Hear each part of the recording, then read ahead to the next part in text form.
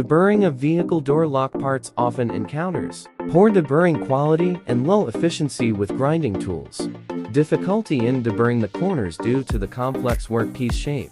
The plasma deburring equipment for vehicle locks consists of two ROKAE robots that remove the residual burrs around the vehicle lock parts by plasma in the vehicle lock deburring workstation on the assembly line, solving the difficulty in deburring the corners of a complex workpiece. The high-performance control system independently developed by ROKAE features the advantages of fast robot motion, smooth and uniform trajectory, and precise control.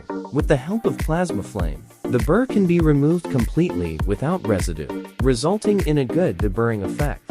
The equipment has been used in the production line for 2 years without faults. Its stable process ensures a product qualification rate of 100%. It is environmentally friendly without dust pollution.